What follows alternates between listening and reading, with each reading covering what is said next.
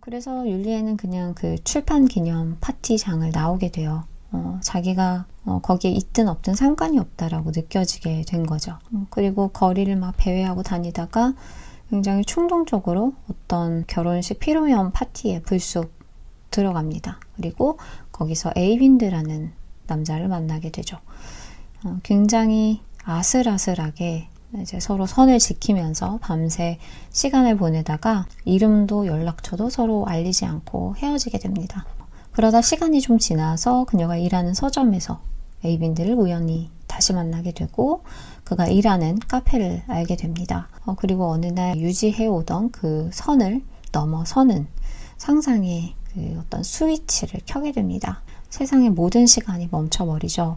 아침 식사를 준비하던 악셀도 멈추고 오슬로 거리의 수많은 차들 그리고 사람들도 모두 박제가 된 듯이 정지를 합니다.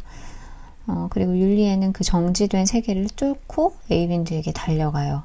나를 숨막히게 했던 그 완벽한 질서의 그 세계, 데타자의 시간이라고도 할 수 있을 것 같아요. 그 시간을 강제로 멈춰버리는 거죠. 그 질서의 세계의 시간을 강제로 멈추고 상상을 하는 거예요.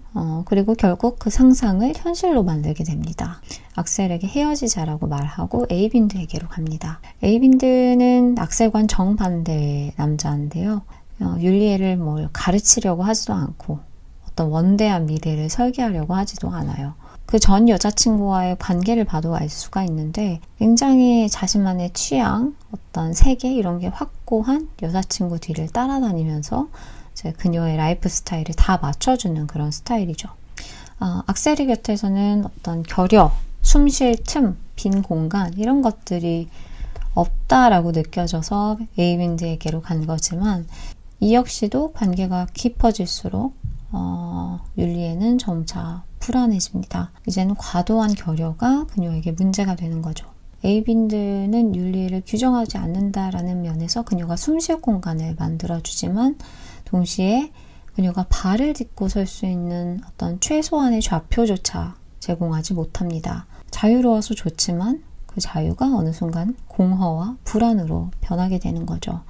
나를 구속하던 벽이 사라지게 되니까 이제 내가 어디로 가야 하는지 도통 알 수가 없는 어떤 공포, 이 세상으로부터 내가 소외되고 버려졌다는 어떤 유기의 공포가 찾아온 것이죠.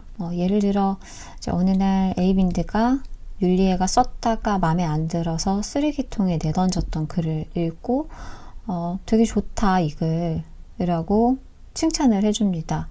근데 거기에 대해서 굉장히 상처가 되는 독서를 퍼붓죠. 갑자기 왜 문학을 좋아하는 척 하느냐, 마지막으로 읽은 책이 뭐냐, 넌 50살 때까지 커피만 나르고 싶겠지만 나는 더 많은 걸 원한다.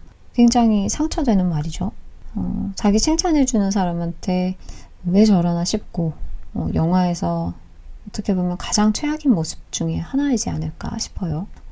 기존과 요구가 너무나도 빽빽한 그런 악셀이 싫어서 헤어졌지만 정작 아무런 기준도 제시해주지 못하는 어떤 기준도 없는 그런 에이빈드 곁에서 그녀는 자신이 아무것도 아닌 존재로 증발해버릴 것 같은 어떤 공포 그리고 이런 삶에 대한 불만을 느끼게 되는 것입니다.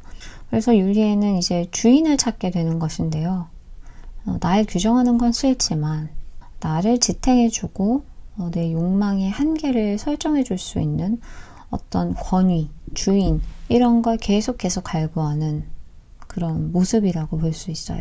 파스칼이 이 무한한 공간들의 영원한 침묵이 날 두렵게 한다라고 말했던 것처럼 역설적이지만 아무런 대답도 어떤 기준도 없는 그 무한한 빈 공간이 해석할 수 없는 거대한 어떤 압박이 돼서 그녀를 짓누르기 때문에 불안해진다라고도 볼 수가 있어요. 그러던 어느 날 이제 충격적인 소식을 듣게 됩니다.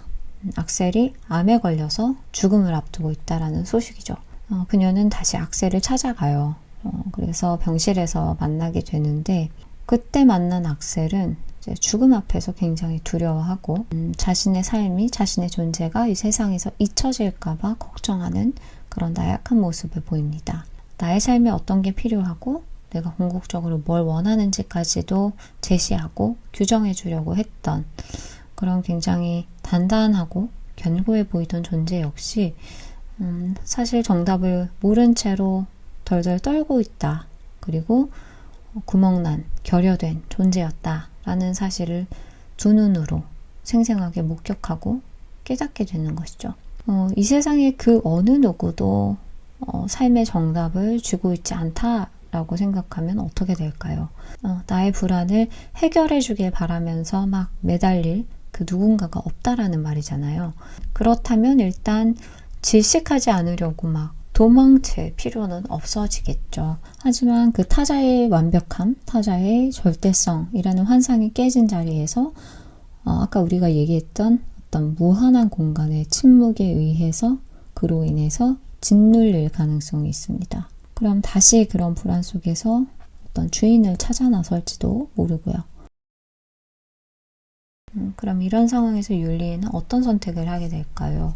악셀이 세상을 떠나고 시간이 흐른 뒤에 영화 마지막 장면에서 율리에는 사진작가가 돼서 홀로 작업실에서 사진을 보정하고 있습니다.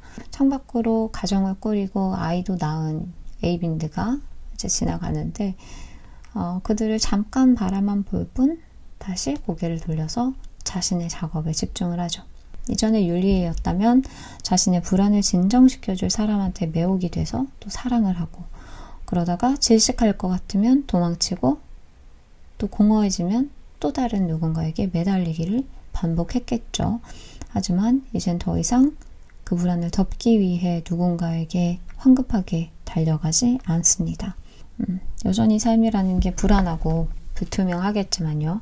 인상 깊은 또 영화의 마지막 장면은 자신이 연기를 못한다면서 굉장히 자책을 하는 여배우의 사진을 찍어줄 때 그 여배우의 굉장히 어떤 완벽하게 꾸며지고 연기된 그런 모습을 셔터로 포착하려는 게 아니라 슬퍼하고 자책하고 결여된 그 모습 자체에 머물러 있으라 라고 얘기를 하면서 그 순간을 사진에 담습니다. 어떻게 보면 이게 바로 율리에가 자신의 그 빈 공간에서 새롭게 만들어가는 어떤 자신만의 삶의 방식이지 않을까 싶기도 해요. 불안 속에서 상대방의 결여와 나의 결여를 성급하게 없애려 하기보다 그걸 끌어안고 보존하는 그런 방식인 것이죠. 사랑하는 사람과의 관계 속에서 유독 내가 최악이 되는 것처럼 느껴질 때가 있고 그럴 때 우리는 관계를 서둘러서 끝내려고 하거나 반대로 거리를 좁히기 위해서 더 강하게 매달리고 싶어집니다. 이 극단의 사이에서 계속해서 흔들리고 진자 운동을 하게 되는 건데요. 하지만 어쩌면 좀 먼저 시도해 볼 만한 일은 그냥 멈춰서서 일단 바라보는 것일지도 모릅니다. 결여를 둘러싸고 막 피어오르는 이 불안에 대해서 내가 어떤 방식으로 반응하고 움직여왔는지를 살펴보는 것이죠. 그리고 나와 이제 사랑하는 사람 각각이 이 관계의 장안으로 가지고 들어온 각자의 결여, 그리고 거기에서 비롯되는 불안, 이런 것들을 어떻게 다룰까를 고민하기 시작할 때 비로소 사랑이 이제 시작될 수 있지 않을까라는 생각도 하게 됩니다. 오늘은 여기까지고요. 다음 시간에 또 다른 주제로 찾아뵙도록 하겠습니다.